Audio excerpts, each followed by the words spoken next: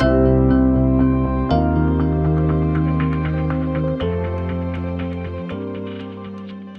right, welcome to Culture Coach Live, boys. Jez, Emil, how are we? Any little quick updates we want to have? I know Leeds going into a final, Jez, I think. Yeah, next Friday. The COVID's turned the Super League upside down. So what they've had to do is call off the season, extend the finals. So next week the finals start. But you wouldn't believe it. Have a guess what's happened to the head coach? He's got COVID, has he? He caught COVID off the analysts. So he's in isolation for 2 weeks. So shout out to Richard. Mate, you're going to miss the first final. I know you'll be shouting at the screen and coaching, but yeah, it's COVID's put forward some really interesting things. All right, and last race day today, I think. Any tips from you to the listeners? They'll be probably all over by the time they get to. No, I did pretty poorly this spring carnival, but try and get back on top today. Did anyone see the State of Origin during the week? Yeah, I did not. Yeah, no. Well done to pretty interesting. Queensland. Well, they pep up the coach a bit there. The Maroons coach there, Jez. Would you rate him or? Yeah, Wayne Bennett. Yeah, unreal. I mean, coming out 0 at half time, blowing them away. He's one of the greats. Yeah. So they went in at halftime, well down, and they come out and a shout out to the couple of the Dragons boys that played. Tyson Frizzell from on the New South Wales team, and Benny Hunt, who played a really big part in Queensland getting back into it. So, yeah, it was a good game, good finish. And packed house at Adelaide there was quite interesting to see the amount of support for NRL in Adelaide. Awesome. Yeah, and the other one series up really well as well with the two games to come, and Queensland as the underdogs having won the first game, so it should be fun. Yeah. And to be remiss, I know it was a week ago, but Dennis Pagan's effort, how good's that? Training that horse. That's an amazing effort. So fantastic bloke, Dennis, and so well done to him too. It's a great effort. Now let's get into it. The first question, boys, is from Malcolm. We talk about team a lot, but I'm frustrated because we are a siloed company and we don't really function as a team. Probably something, Jez, you and I have talked a lot about, isn't it, over the last month with the exec teams that we've been dealing with. So I might throw to you first. Yeah, okay. I was going to actually chuck back to you and ask you about what do you think, how would you define a team, Rizzy? Like you're the coach. So yeah. What does team mean to you? I think that's a good point, Murph, because I think when you're looking at sporting team, it is genuinely a team. So you shape your forwards, backs, mids, you get your assistant coaches, but then you have so many collective meetings. You have the individual meetings, collective meetings, but the effort that goes into creating the team is clearly enormous. I think what you and I are seeing is there's probably a notion a bit of let's get our executive team, and once we get it set, we tend to leave it. And then we tend to think that it's just going to happen organically, don't we? So we've had quite a few discussions around that. And there's been some, I guess, a little bit of the aha moments with some of the conversations we've had to say, yeah, no, you actually are right. We haven't spent a lot of time together. Yeah, we haven't talked about our collective goals. We haven't built relationships that are really strong enough. And then we tend to go back into our marketing team, our sales team, our IT team, and we really only worry about that. I think it's the effort that footy clubs put into it compared to the corporate world. So, I mean, would you agree with that? Yeah, I think you're right. I think we have to understand that leadership team means leadership team. Yeah. So as a team, we have to actually support and get to know each other. And it's fascinating because I think that fundamentally some people don't understand team. Yeah. They don't understand actually committing to the group or committing to other individuals. They're happy just to go about doing their own job. And I think taking time out to actually examine what does team mean, what do we expect from each other, what does a team look like is fundamental to creating a good team. Yeah. And then everything else can come from it. But I think that too often we have the term leadership team, executive team, management team, but we don't really act as a team. We don't really look after each other. We don't really support each other. Yeah, and it's not unique, is it, to have that siloed sort of effect, isn't it? So it is something, that you do really have to work on. You can't just label it and then let it sit, can you?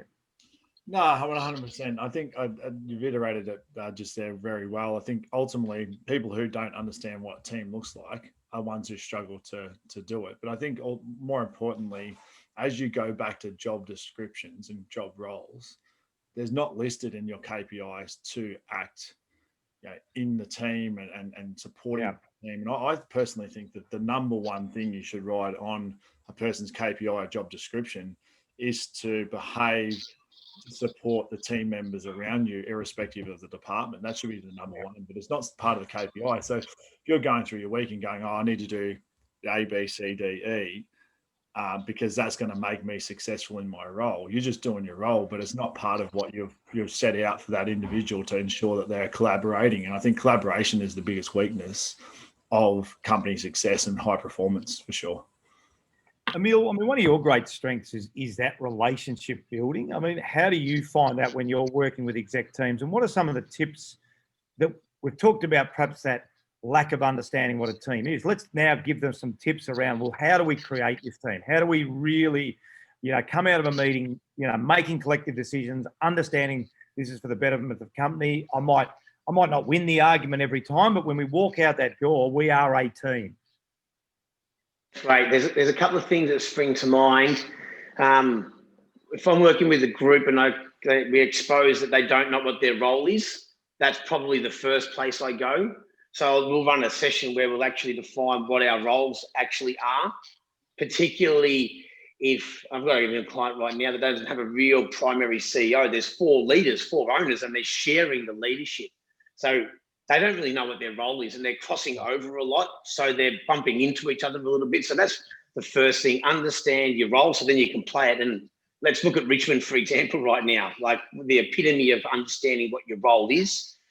Then you can help your mate be best. And you can grab your mate and say, hey, you're better than this and me. So then the profiling piece comes in.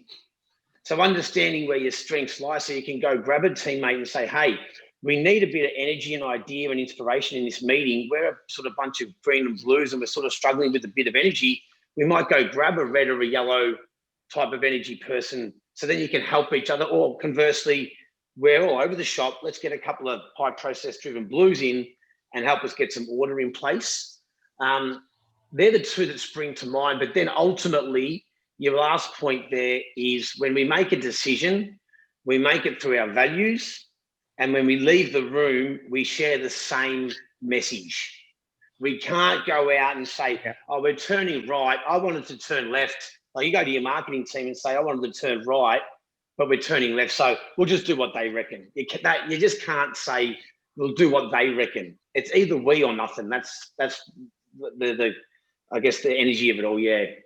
Yeah, I think the we is a huge part, isn't it? It can't be I. It can be have a discussion around it. Put your facts in place and say, look, this is what we should do. But if there's a Ruzi, I was going to say, Ruzi, have you ever had an assistant coach that has left match committee and said it wasn't? I wanted you in the team, but Ruzi didn't want you out. Oh, it used to drive me mad. I had someone I worked with.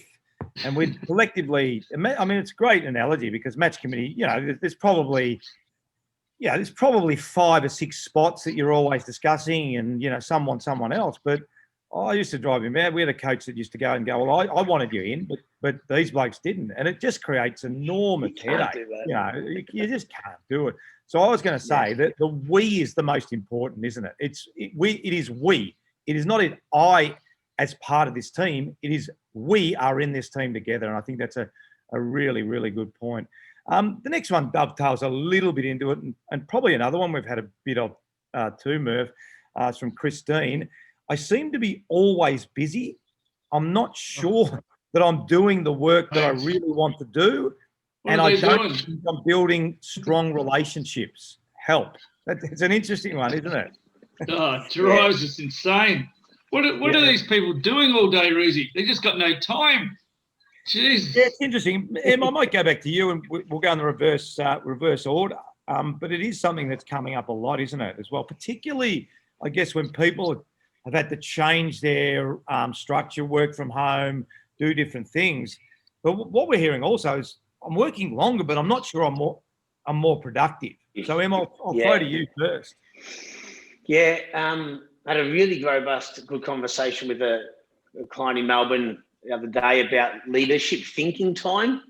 I remember when Jez was mentoring me through Aussie X, sometimes my best and most favourite days was looking out the window thinking, what can I do to help XYZ team member be a better player? And just the thinking about what do they need from me as a leader? It might be a bit of a book, it might be a conversation. And I think that takes time. Like, you can't just solve relationship answers really quickly. It's not a task from task to task. So the first tip that we talked about, and I've talked about a lot lately, is scheduling actual leadership thinking time. And also, it's the distraction piece. Like, as soon as the day gets to 9, 10 o'clock and you're into the day, I'm always saying to leaders, schedule your really important stuff before the day gets away, whether that be a walk to think about it, whether it be on your walk, pick your top 5 to 10 teammates and have a conversation. If you do that every day for 2 weeks, there's your 10 most important. Then start again. Yeah.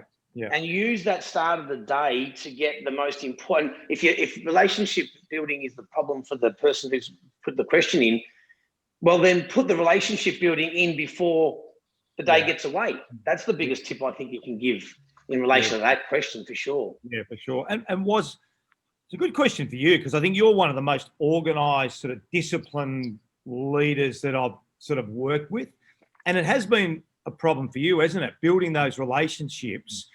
I think you're a little bit different because your busy is probably a productive busy. Yeah. But how have you built in those relationships around the busy, and particularly in this COVID period as well? I think a couple of factors. I think obviously doing that or transitioning to do the thing that you don't necessarily find easy is awkward and challenging. Yeah. It takes time and energy and rhythm to get to it. I think for me personally, and I come back to actually wellness and mindfulness and meditation and activity. So strangely, if you look at meditation or even going for an exercise, committing to that time gives your mind the break to actually consider the things that are taking your time up and what you should be spending your time on. And I think those two things alone, so just doing meditation and an exercise, if I go for a run, I'm 5 minutes into my run and I want to sprint back because I've thought of all the things that I actually could have done, and then I can get the afternoon free to myself. And it's funny to say we're taking your time away to identify a simpler process to do so. Most people don't understand that about meditation and exercise. And so those two things alone I've committed to. And I think that to-do list, Tammy, your wife, Ruzi, says it well. The to-do list is never done. You get through the to-do list and you've got a lot of things to do. But stepping away from it helps you understand what's priority and what's not, because that to-do list will have things on there that are nonsense. But actually focusing or getting time away allows you to prioritize appropriately. And I think that's the big change in what I've put into my day to exercise and meditate. Yeah, it's a great tip. I mean, I've been meditating for 20 plus years, and particularly game day and stressful days, it's just a really good way to compartmentalize, get everything in order. It's almost like a filing cabinet, isn't it? It sort of gets your day off to a great start. Jez, I'm going to let you finish because you and I have had these in workshops, haven't you? Yeah. And maybe a bit more specific question, Jez. Do you think leaders are still confused about their role and what busy means to a leader? Because it's certainly been coming up a fair bit in our discussions as well, hasn't it? Yeah, it drives me insane, Ruzi. Like, people just go to too many meetings. Yeah. And people invite people to meetings that don't need to be there all the time. It's just crazy stuff. So the first thing is start to prioritize what do you really need to do. The second thing is I think we need to schedule in time to coach, because as a leader, stop doing the work, start empowering the people, coaching, supporting, delegating, to make sure that they can do it, and then supporting them. But schedule time, cancel a couple of those stupid meetings you don't need to be at, and then schedule in time where you can coach your team. Because imagine you, Reezy, but he not bothering to spend time with the midfield and then sending them out on Saturday to play against Geelong or whoever. It just wouldn't happen, would it? Like, you're going to take the time to coach and support them. And the other thing about meetings is that they don't need to go for an hour. They don't need to go for 45 minutes. They just need to go for the amount of time that you need to get done what needs to get done.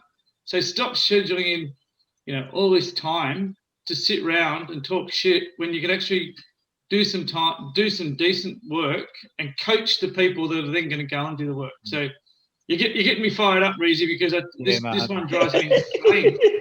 I think Murph, the single biggest thing I think you've hit on is let your people do the work. Yeah. Don't do all the work, because if you're doing all the work, you'll be busy. Yeah. They'll be doing all the work also, and you've got two people doing all the work. And I liken probably my role at the Sydney Swans compared to my role at Melbourne. As at the Sydney Swans, I was still a young coach, and you try and do everything. At Melbourne, I learned really what a leader was. It's get some really good staff around you, and build relationships. Work with the medical team, work with the fitness team, and let the coaches coach. Benny, how you going, mate? How's the midfield? No, Roos, you've got under control. Fantastic. George, how's the defence? Yep, no, it's all good. Fantastic. I'm just ducking in to make sure the medical staff and the fitness staff, we're going to go, yep, you guys do what you have to do. But there's so much doubling up in the corporate world, isn't there?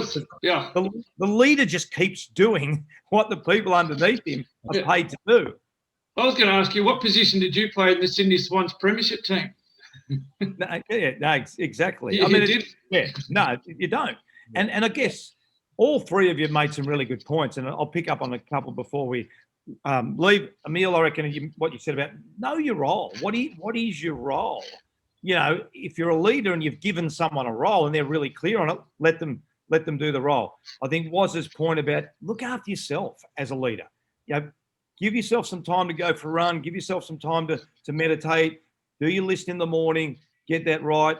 And, Jez, I absolutely agree. Just let people work and have less meetings. And probably, boys, I reckon that sums up, a really good way to sum up that question. Good. All right. The scheduling piece is important. Off to the races. All right. Off to race 3. Great. I think it's number 2, Reykjavik. He's heading off to the races with who are you going with there today? I'm going with my wife, going up the couch. We're going to, as I was just saying, race 3, number 2, I think it's Reykjavik, the most beautiful city in the world at Flemington. Back it. All right, boys. Fantastic. Thank you very much for everyone for listening to the Culture Couch, and we'll see you next week. Good on you guys. Go Reykjavik.